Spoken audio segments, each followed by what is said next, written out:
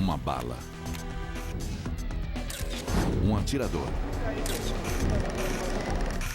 Uma conclusão oficial da qual 75% dos norte-americanos duvidam. A ideia de que alguém pudesse pegar essa porcaria e atirar num alvo móvel é ridícula.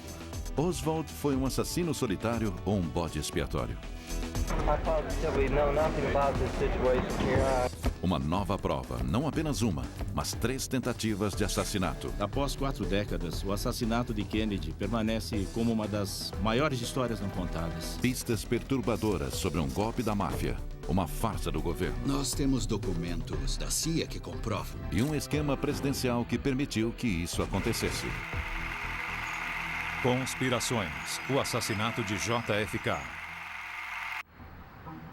Depois de examinar tudo, desde o local dos disparos até a própria arma, a comissão Warren, encarregada da investigação do assassinato do presidente John F. Kennedy, concluiu que ele foi brutalmente assassinado por Lee Harvey Oswald, um ex-fuzileiro descontente com laços soviéticos e simpatizante cubano. Ele agiu sozinho. Hoje, a maioria das bibliotecas jogou seus exemplares da comissão Warren e a maioria das pessoas acha que eles devem ir para a seção de ficção. Agora, os escritores Lamar Waldron e Tom Hartman expõem em seu livro Ultimate Sacrifice o que creem ser a verdadeira história por trás do assassinato de Kennedy. É uma nova versão da antiga teoria, foi a máfia. Mas os escritores insistem que o conhecimento da máfia sobre um plano secreto dos Kennedy para derrubar Fidel deu à máfia o disfarce perfeito. Eles conseguiram assassinar JFK e assim forçar Bob Kennedy e outros oficiais chaves do governo a acobertar informações cruciais a fim de proteger o plano de golpe. É uma teoria vista com atenção por outros pesquisadores de JFK. Embora alguns discordem da conclusão, eles reconhecem que é um cenário bem pesquisado. Waldron e Hartman passaram 2 décadas debruçados sobre milhares de documentos do governo e entrevistaram personagens chaves com revelações a fazer. Esta é a prova. 22 de novembro de 1963. O presidente Kennedy morreu aproximadamente a 1 hora, horário oficial, há cerca de 35 minutos. Enquanto o país estava envolto em choque e descrença, a milhares de quilômetros de Dallas, em um restaurante em Tampa, acontecia uma comemoração. O mafioso santo traficante ergueu sua taça e brindou o assassinato de John F. Kennedy. Para o mafioso Dom Carlos Marcello, em Nova Orleans, e para Johnny Rosselli, em Chicago, a notícia também era boa.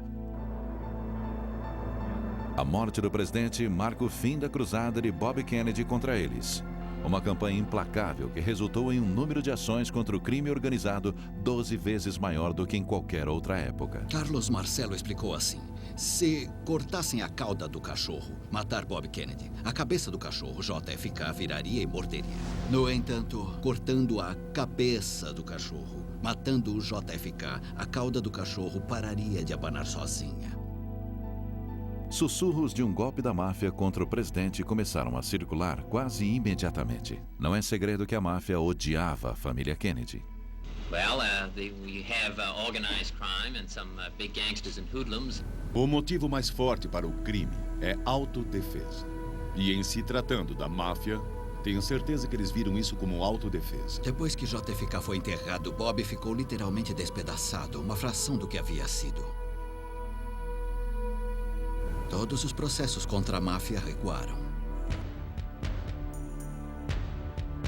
Bob estava em um jogo perigoso, perseguindo gangsters perigosos, enquanto sua família tinha um relacionamento complicado com eles. Desde a venda ilegal de bebidas do pai até o relacionamento de JFK com uma namorada do chefão. Mas outra ligação com a máfia viria a derrubar o presidente. Houve um acordo para usar a máfia para se livrar de Fidel. Durante anos, a CIA recrutou a máfia para ajudar a derrubar Fidel.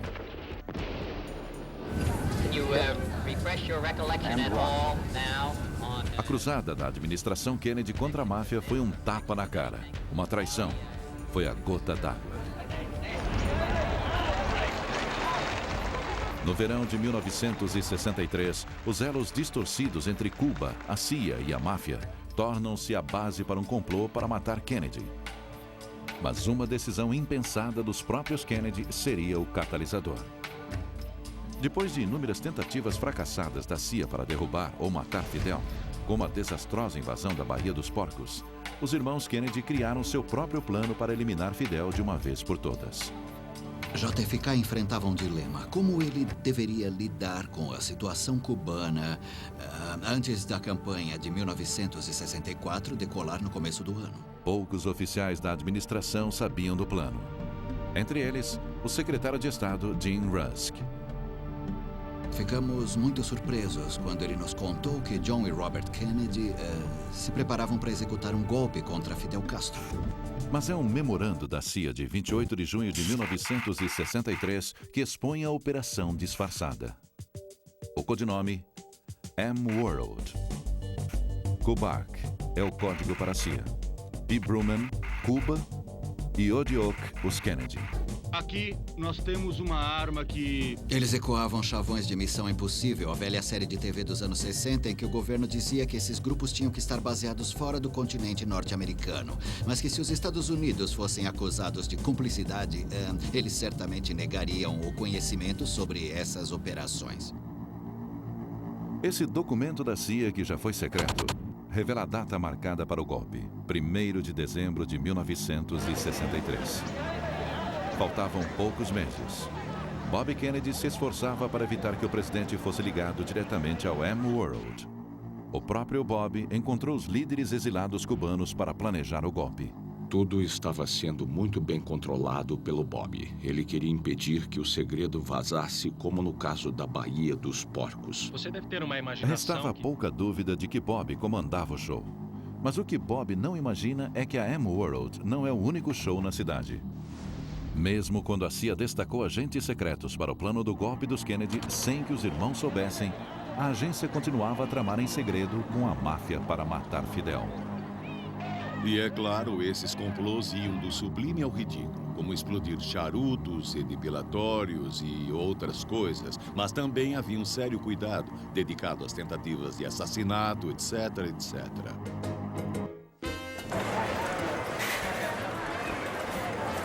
Era um arranjo satisfatório para ambos. A máfia tinha ligações proveitosas com o submundo cubano, enquanto a CIA fechava os olhos para os jogos lucrativos, venda de armas e tráfico de drogas da máfia de lá.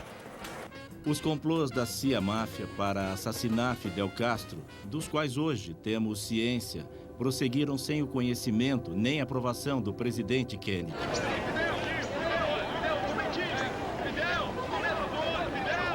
No comando de um contingente da máfia, ninguém menos que santo traficante, Johnny Rosselli e Carlos Marcello. Era só uma questão de tempo para ficarem sabendo do plano de golpe de Kennedy, através de seus contatos na CIA. Em julho de 1963, 6 associados da máfia se infiltraram no plano. A CIA não imaginava que seus colaboradores da máfia agora eram jogadores no plano secreto do presidente. Waldron e Hartman acreditam ter descoberto a evidência que prova que tal cadeia de eventos aconteceu. Temos até documentos da CIA que mostram claramente que um líder exilado cubano-chave, nesse caso Tony Verona, recebeu $200 mil da máfia de Rosselli em Chicago no verão de 1963. Mas a máfia percebeu que era uma oportunidade única para executar o que ninguém jamais ousara considerar. Sob a proteção da CIA, à sombra de um golpe secreto, nascia o complô de um assassinato presidencial. Alguma coisa aconteceu à comitiva. O Hospital Parkland foi avisado para se preparar para um ferimento a bala grave.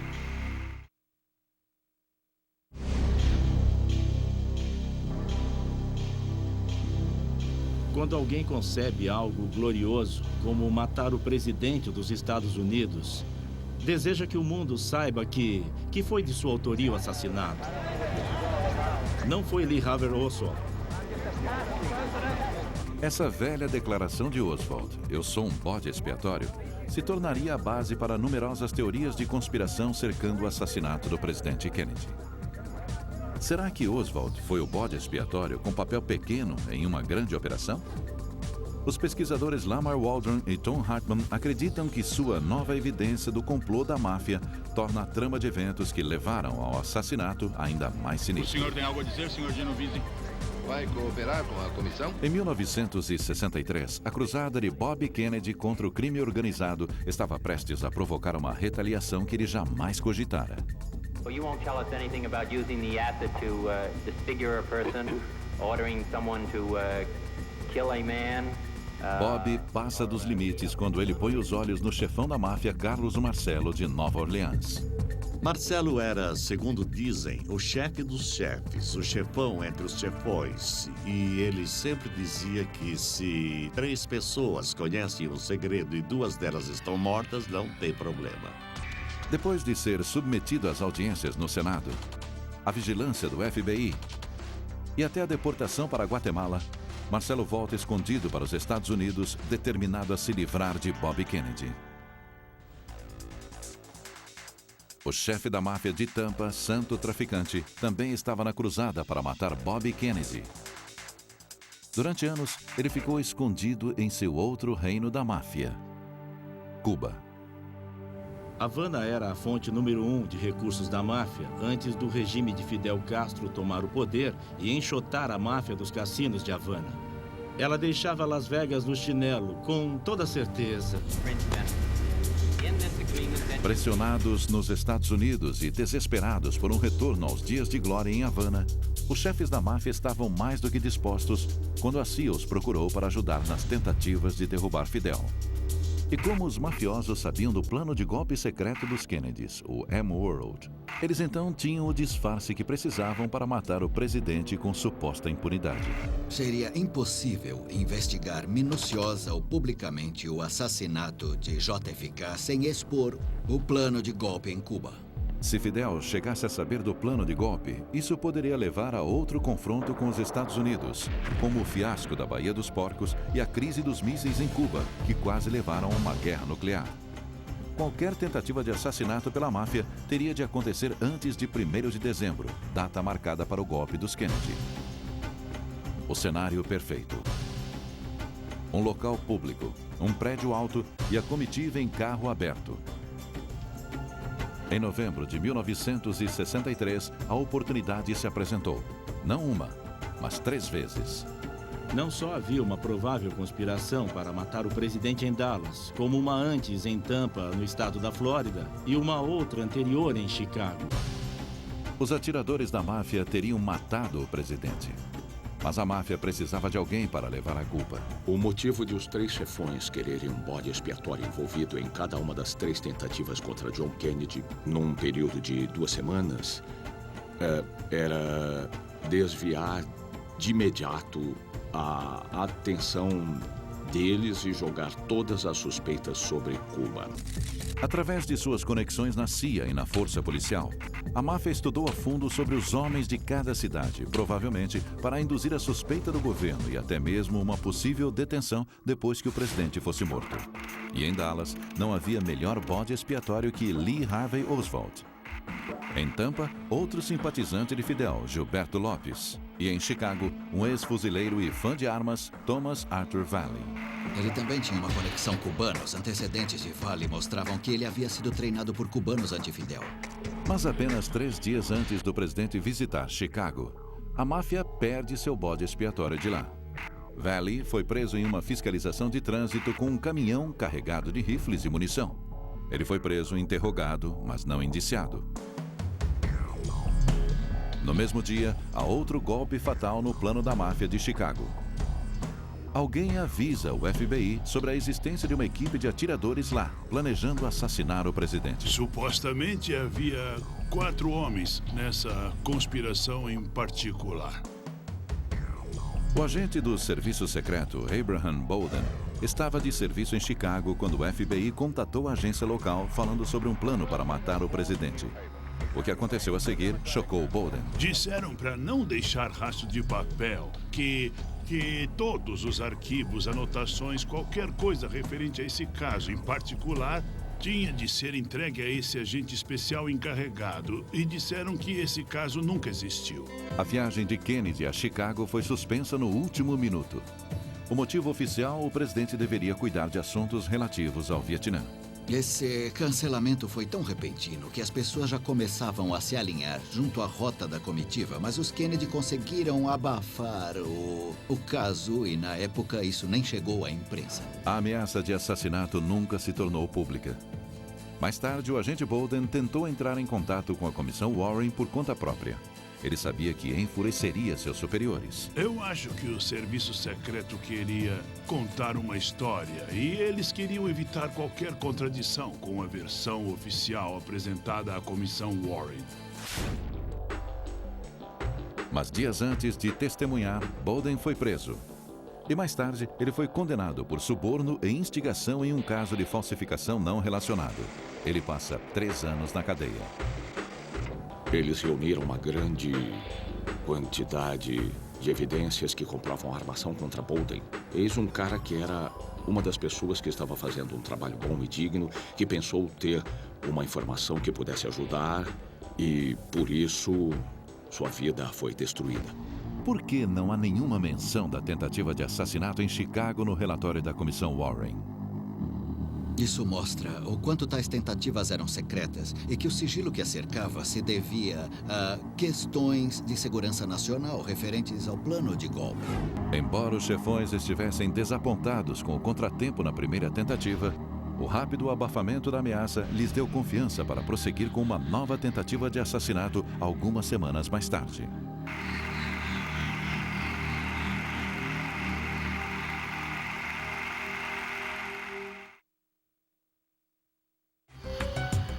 Uma tentativa de assassinato em Chicago, algumas semanas antes de Dallas. Como a comissão Warren pôde menosprezar a ocorrência? Os escritores Lamar Waldron e Tom Hartman acreditam que houve um grande esforço para impedir que a comissão conhecesse a fundo sobre o assassinato do presidente Kennedy. E a máfia sabia que a versão do plano bem intencionado para evitar a Terceira Guerra Mundial, para evitar o fim da vida na Terra, entraria em cena. Alguns dias depois de a máfia abortar seu plano para atirar no presidente em Chicago, membros do alto comando da administração Kennedy estavam agitados. Mas a máfia não era a fonte da preocupação deles, mas sim Fidel.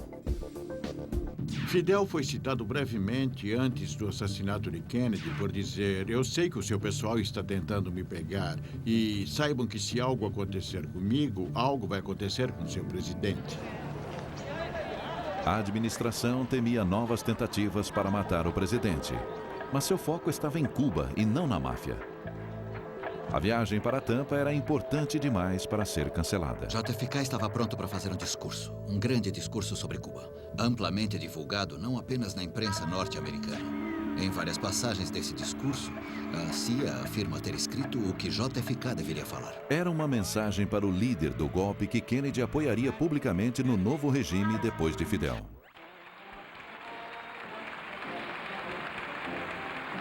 Mas pouco antes de Kennedy chegar a Tampa, a segunda tentativa de assassinato da máfia veio à tona, com a circulação dos boatos sobre o plano. A força policial confirmou o complô, mas com a determinação do presidente em seguir viagem, isso não era consolo suficiente. Eles estavam muito preocupados. Com um prédio alto, Floridian Hotel, o prédio mais alto de Tampa, com ampla visão para uma longa curva à esquerda do percurso. Na verdade, ele lembrava muito um depósito de livros, só que mais alto, com muito mais janelas livres. Em 18 de dezembro, a comitiva prossegue conforme planejado. A certa altura, o presidente fica em pé no carro. Isso não foi um desafio imprudente, foi Jack Kennedy mostrando para um aliado em potencial em Cuba o seguinte: estamos com vocês, estou disposto a correr esse risco por vocês. É um sacrifício que estou disposto a fazer. Todos estavam tensos. Kennedy, a polícia, o serviço secreto. O que eles não sabiam é que o chefe da máfia, santo traficante, soubera do vazamento por seu informante na polícia. A tentativa de assassinato em Tampa foi cancelada antes mesmo de Kennedy entrar no carro. Senhoras e senhores, o presidente dos Estados Unidos. O resto da viagem do presidente seguiu conforme programado, para grande alívio dos Kennedy e para a frustração da máfia. Só restava uma chance para matar o presidente antes que o plano do golpe entrasse em ação: Dallas. No dia da chegada do presidente, o chefe da máfia, Johnny Rosselli, desaparece de repente da vigilância do FBI. 4 depoimentos não confirmados de informantes da máfia apontam Rosselli em Dallas no dia 22 de novembro de 1963. Eu não acho que ele ia pegar uma arma, correr para a rua e atirar em Kennedy caso não desse certo. Mas ele ia garantir que ninguém falharia. E havia mais alguém em Dallas. O proprietário de uma boate com um papel muito maior no assassinato do que o governo jamais admitiria. Jack Ruby era um gangster pequeno que se meteu com drogas, prostituição e outros ramos imorais durante várias décadas. De repente, Ruby recebe um pagamento misterioso de $7.000 e começa a falar em se mudar para a parte mais rica da cidade. Ele recebeu dos associados de Jimmy Hoffa, chefe corrupto dos caminhoneiros que tinha ligações profundas com a máfia, algumas semanas antes de Dallas. Então, mais uma vez, isso levanta todo tipo de perguntas sobre o motivo de Ruby ter recebido esse pagamento tão perto do assassinato. Como esse soldado raso da máfia se tornaria chave nesse complô para matar o presidente? Ruby era o homem da máfia com conexões da polícia de Dallas, um amigo de longa data de muitos policiais. Mas ele era mais que olhos e ouvidos da máfia. Se Oswald fosse preso pelo assassinato, seria função de Ruby matá-lo. Por quê? A teoria é que ele conseguiria entrar e sair da polícia sem problemas. Ele era o cara ideal a se contratar para matar Oswald. Ninguém, além de Ruby, conseguiria se aproximar o bastante para matar Oswald depois de ele ser preso. Na manhã de 22 de novembro, milhares de pessoas se alinharam na rota da comitiva presidencial em Dallas. O presidente estava com a primeira-dama, o governador do Texas, John Connally, e sua esposa. Não havia qualquer ameaça em Dallas. E o serviço secreto pensou que pudesse respirar aliviado, assim como o JFK. Então as pessoas, de certo modo, baixaram a guarda em Dallas. A comitiva começou à tarde. Ao 12:30, uma fila de limusines se aproximou do cruzamento da rua Houston com a Elm Street, no centro de Dallas, a Dealey Plaza. Há uma curva fechada na rua Elm. O carro reduziu quase parando. De repente, o estampido de uma arma espantou os pombos e os espectadores abaixaram procurando proteção. Em menos de 6 segundos, um presidente é baleado fatalmente. O número de tiros e a direção de que vieram seriam debatidos nos 40 anos seguintes. O rifle de Lee Harvey Oswald é uma réplica exata. A ideia de que uma pessoa que ficou 2 pontos abaixo do mínimo exigido no teste de eficiência no manuseio de armas do Exército poderia pegar esta porcaria e atirar no alvo móvel, enquadrando a cena em menos de 6 segundos, é ridículo. Não há dúvida de que Lee Harvey Oswald estava no depósito de livros escolares olhando para Dealey Plaza naquele dia.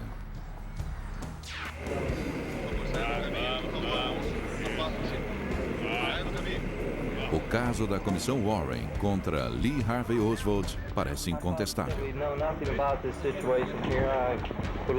Um ex-fuzileiro descontente que desertou na União Soviética e que apoia abertamente Fidel. Em 22 de novembro, ele estava trabalhando no depósito de livros escolares, um prédio com visão perfeita da comitiva presidencial. O rifle de Oswald, encontrado escondido no 6º andar, disparou os tiros fatais.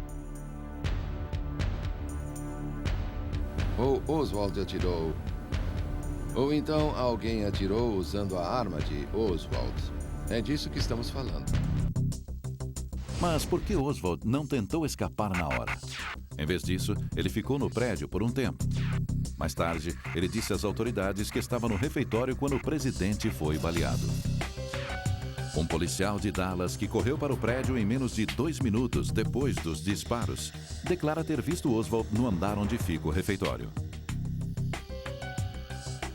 Logo, Oswald teria que ter dado os tiros fatais, corrido para o lado oposto dos 6 andares onde o rifle foi escondido, voltado até a porta, descido 6 lances de escadas e ficado ali calmo, frio e equilibrado até o policial aparecer. Muitas testemunhas declararam à polícia que ouviram outros tiros vindos da frente da comitiva presidencial da colina gramada da Dealey Plaza. A Comissão Warren rejeitou tais relatos em seu relatório de 1964, determinando que Oswald disparara sozinho do depósito de livros. Mas até 2 dos principais assistentes de Kennedy, que estavam na limusine logo atrás do presidente, insistiram que houve mais de um atirador. Ambos eram veteranos da Segunda Guerra Mundial, logo conheciam o som de um disparo e estavam plenamente convencidos de que os tiros, inclusive o tiro fatal que tirou parte da cabeça do presidente, foi disparado de frente. Pouco antes de morrer, Dave Powers, um dos assistentes da Casa Branca, fez uma declaração surpreendente ao pesquisador Tom Hartman, afirmando ter sido pressionado a mudar seu depoimento aos investigadores. Eu perguntei a ele por que você não disse isso à Comissão Warren.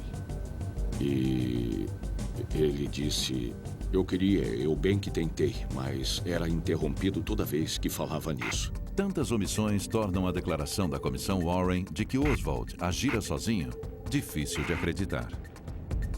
Mas será que o complô complexo e sinistro descrito por Hartman e Waldron corresponde à verdade dos fatos daquele dia terrível em Dallas? Isso acrescenta muitos pontos à versão que temos do que aconteceu. Não são os pontos que perturbam outros investigadores do assassinato. São as conexões entre eles. Para acreditar que a máfia poderia se infiltrar no plano secreto de Kennedy para derrubar Fidel, era preciso primeiro acreditar que esse plano ia mesmo acontecer. Os Kennedy não tinham um plano iminente para invadir Cuba. É claro que sempre houve planos de contingência. Os Kennedy sempre tinham cogitado diferentes cenários. Não resta dúvida que Fidel era uma pedra no sapato dos Kennedy. O plano de golpe de 1963 poderia ser simplesmente um dos planos em potencial para resolver a questão de Cuba. Sinceramente, eu acredito que esses escritores, o Sr. Waldron e Hartman, confundiram o que eram planos de contingência com a realidade. Mas se M-World não passava de um simples plano de contingência, por que esse documento até então secreto cita um levante geral agendado para 1º de dezembro? Esse é o relógio que comanda a cronologia do assassinato. Os mafiosos sabiam que tinham que pegar Kennedy antes do golpe ou perderiam sua vantagem. A versão de que isso culminaria em 1º de dezembro de 1963 está baseada na leitura de um único documento em que alguém diz logo faremos alguma coisa e escolhe uma data para isso. Não há outra base para dizer que algo grande ia acontecer naquela data e há muitas evidências de que isso não ia acontecer. Mas nem toda evidência precisa ser preto no branco para sugerir que o plano estava em andamento. N-Word não era um plano de contingência, era uma operação ativa. Nós encontramos e entrevistamos pessoas envolvidas que eram de dentro. Se havia tal plano, por que nenhum dos principais conselheiros de Kennedy, inclusive o secretário de Defesa, Robert McNamara, sabiam disso? Eles acreditam que nem mesmo alguém do alto escalão do governo, como um secretário de defesa, estava sabendo desse plano dos Estados Unidos de invasão iminente. Eu acho um despropósito. Talvez não fosse uma questão de quem ficaria sabendo do plano, e sim quando. Há um memorando que cita uma reunião a ser marcada envolvendo pessoas como o McNamara e o secretário de Estado Rusk, que desconheciam que todos esses preparativos eram de fato um plano de golpe. Essa reunião ocorreria 3 dias depois da ida de JFK a Dallas. Mas se tudo isso for verdade, a máfia teria mesmo conseguido dar o golpe final? A máfia não era capaz desse tipo de estratégia política que foi imputada a ela naquele livro. A máfia acha que poderia se safar através de contatos em Washington, acreditando que eles acobertariam seu envolvimento no assassinato. já que uma investigação poderia expor o plano de golpe dos Kennedy em Cuba com o risco de uma guerra nuclear. A visão deles da máfia é um híbrido fantástico de Tony Soprano e Henry Kissinger. Mas o vasto império da máfia e conexões com o mundo policial atestam seu poder. Esses caras dirigiam impérios que competiam com a General Motors. Eles não eram caipirões da Sicília. E havia mais. Se Kennedy tinha mesmo um plano para derrubar Fidel, os mafiosos não iriam detê-lo.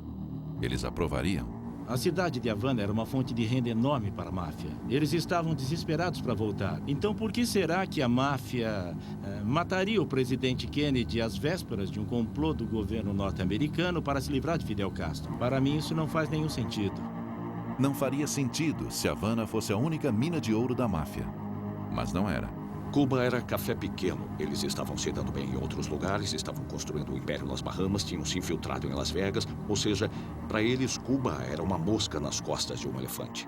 Finalmente, há a figura de Lee Harvey Oswald como o bode expiatório da máfia.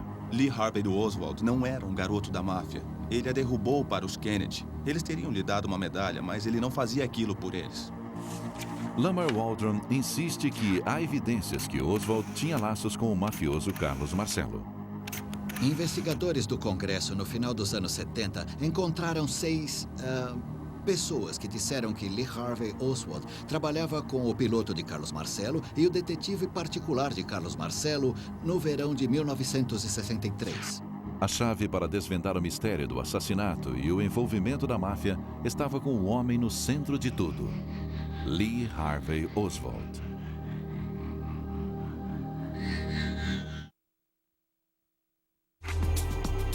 Uma e 50 da tarde, 22 de novembro de 1963. Um rapaz magro e pálido de 24 anos era preso em um cinema em Dallas. Logo, ele explodiria nos livros de história como o homem que matou JFK. Mas será que Lee Harvey Oswald foi mesmo o bode expiatório da máfia para matar o presidente? A inteligência militar concluiu que Oswald era incapaz de efetuar os disparos e de conseguir planejar o assassinato. Ele foi exatamente o que ele disse naquela noite na delegacia de polícia: um bode expiatório. Mas a teoria de assassinato da máfia pode ter um erro grave. Não há evidência de que Oswald tenha trabalhado para a máfia, para a CIA ou para Fidel Castro, conforme alegam outros pesquisadores. É por isso que o escritor Gerald Posner acredita que Oswald agiu sozinho. Ele era um jovem bravo e obcecado que tinha motivo, intenção e oportunidade para matar John F. Kennedy. Um sociopata de 24 anos, fracassado, esse era Lee Harvey Oswald. Com uma arma e uma mira de pouco mais de $20, conseguiu disparar 3 tiros e matar o presidente dos Estados Unidos. Um coitado, fruto de um lar desfeito. Oswald foi um excluído desde o primeiro dia. Ele sonhava em se tornar espião. Ele se alistou na Marinha e foi achincalhado pelos companheiros. Aos 20 anos, Oswald estava cheio de seu país. Ele resolveu desertar na União Soviética, a arqui-inimiga dos Estados Unidos, em 1959. E desertou. Ele foi aceito e anunciou: "Aqui estou eu." Os soviéticos o interrogaram e acharam que ele era meio maluco.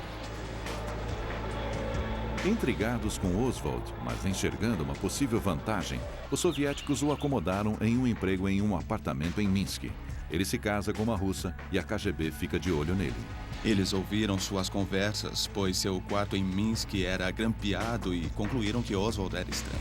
Se Oswald aspira a se juntar à KGB, isso não acontece. Registros da KGB liberados anos depois mostram que Oswald foi apenas monitorado pela agência. Desapontado com a União Soviética, Oswald voltou aos Estados Unidos com sua família em 1961. Ele mudou de ideia. Ele simplesmente disse que mudou de ideia. Eu não entreguei qualquer segredo. Deixe-me voltar para casa, e deixaram. Mas sua aventura russa não passou despercebida pelo FBI. Eles ficaram preocupados que, depois desse tempo na Rússia, os russos pudessem tentar contatá-lo nos Estados Unidos. Então decidiram ficar de olho nele. Desempregado, casamento em crise, sentindo-se desvalorizado não por um, mas 2 países, Oswald estava à beira de um colapso. Ele comprou um rifle e uma pistola pelo correio. A esposa de Oswald, Marina, lembra-se de ter tirado essas fotos. Elas foram tiradas no quintal deles em março de 63. Oswald estava orgulhoso de suas armas. Esse homem não tinha medo de atirar em ninguém. O presidente não foi a primeira tentativa de assassinato de Oswald. 7 meses antes de Dallas, Oswald perseguiu o general Edwin Walker, um político de direita do Texas. Ele atirou no general em 10 de abril, quando Walker sentou-se próximo à janela em casa. Oswald acertou de raspão o braço de Walker. O tiro foi um mistério para a polícia de Dallas. Um caso só resolvido depois do assassinato de JFK. Eles tinham uma bala estilhaçada que atravessou a parede e entrou no outro cômodo. E no final foi o Oswald.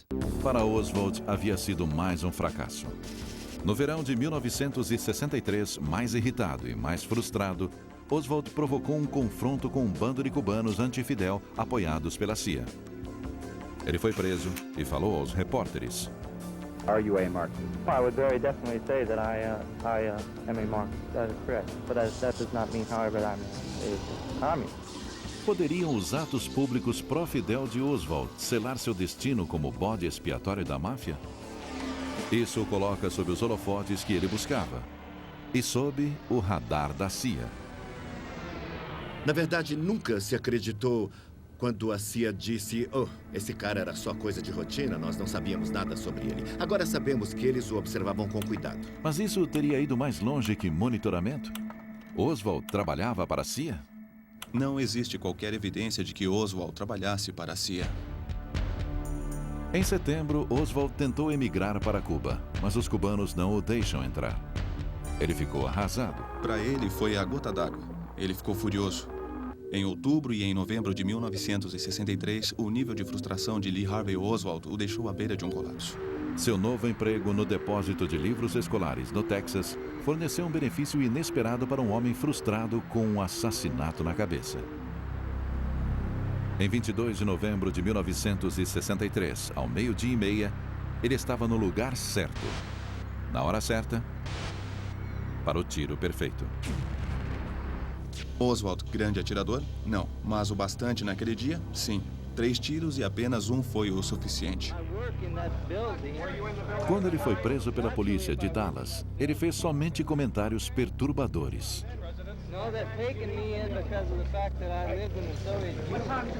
Diferentemente de qualquer outro assassino na história americana, Lee Harvey Oswald não ostentou seu crime com muito orgulho. Então, 2 dias depois, em uma fração de segundo, ele é silenciado para sempre por um membro da máfia, Jack Ruby. Ele foi baleado, ele foi baleado. Foi a morte de Oswald, o fato de não ter havido julgamento, que afastou a possibilidade desse caso ter sido resolvido. Oswald levou seu segredo para o túmulo e nunca admitiu nenhuma ligação com a CIA, a máfia ou outra pessoa. Mas ainda restam muitos segredos para serem revelados, enterrados nos próprios arquivos do governo.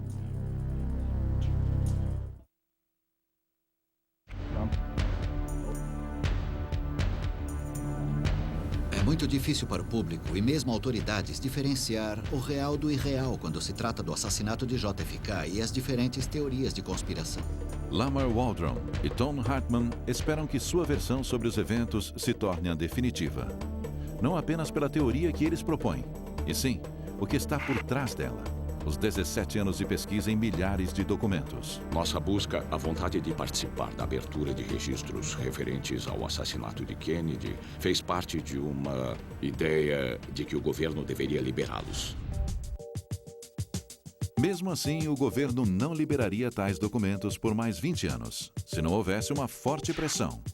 Hollywood. I do hope the film stirs up some new thought and provides some new insight. Em 1991, o filme de Oliver Stone, JFK, A Pergunta que Não Quer Calar, causou alvoroço junto ao público que já desconfiava da versão do governo sobre o assassinato e trouxe à tona outras teorias como um complô da máfia para matar o presidente. O que Oliver Stone retratou ao público norte-americano através de seu filme, por enquanto pode não ser 100% verdade, mas está mais perto da verdade do que todas as histórias que ouvimos do governo. O grito do povo americano foi alto e claro. Abram os arquivos enquanto o próprio Stone testemunhava no Capitólio. Como resultado do filme de Stone, o Congresso aprovou o ato da coleção de registros do assassinato em 1992. Uma junta foi reunida para analisar milhares de arquivos e torná-los públicos. Temos que admitir, se não fosse pelo filme, não teríamos os 6 milhões de pedaços de papel que temos hoje. Então, seja qual for o ponto de vista do filme, ele nos prestou um serviço. Apesar da farta documentação disponível na última década, somente alguns pesquisadores mergulharam fundo. Não basta dizer que é a terra dos malucos e doidos por conspiração. Nós temos que ir por esse lado, porque a maioria do povo norte-americano, a grande maioria, continua acreditando que houve uma conspiração por trás da morte do seu presidente. Mesmo assim, alguns investigadores duvidam que o mistério JFK seja resolvido. Há muitos pesquisadores que se agarram à esperança que, em algum ponto, eles investigarão um documento dos arquivos do governo que esclarecerá toda a questão de uma vez por todas, mas eu não sou um deles. 1 milhão de páginas permanecem trancadas nos cofres do governo. E elas não verão a luz do dia por mais uma década. Nessas páginas, talvez a evidência que provará ou refutará a versão sobre a máfia. Uma teoria estimulada pelas mortes de figuras da máfia que morreram antes de ter a chance de revelar o que podiam saber. Depois de intimado para depor diante do Comitê Seleto da Câmara sobre assassinatos, o corpo de Johnny Russell foi encontrado em um tambor de óleo em Biscayne Bay. E ainda tem Ruby, que morreu de câncer em sua sede em Dallas, dizendo: tragam um chefe da Suprema Corte, eu tenho que falar com ele, tenho que contar uma coisa que ele precisa saber. Sem esse testemunho, os arquivos secretos remanescentes do governo são ainda mais cruciais. Um oficial do governo admitiu que mais de 1 milhão de arquivos da CIA relacionados ao assassinato permanecem em sigilo, supostamente até 2017, quando se espera que todos os documentos sejam liberados. O repórter do Washington Post Online, Jefferson Morley, está processando a CIA para conseguir os documentos sobre Lee Harvey Oswald. Documentos que durante anos a agência negou possuir. Esses arquivos existem, a CIA está com eles e briga na justiça até hoje, 42 anos depois do fato, dizendo: não precisamos dividir tudo o que sabemos sobre o assassinato de Kennedy. Quem sabe o que ainda podem conter esses arquivos escondidos? Se quisermos conhecer a história toda sobre o que aconteceu com John F. Kennedy em Dallas, precisamos ter todos os documentos. O governo deve reter os documentos remanescentes sobre o assassinato até 2017. Mas os pesquisadores de JFK pressionam por sua liberação. No livro, pedimos uma comissão da verdade que diga: vamos liberar o material. Vamos abrir e olhar para nós. Um bom começo seria abrir as portas para esse material. Com as portas abertas, pesquisadores e historiadores podem finalmente resolver o mistério daquele dia sombrio de novembro de 1963.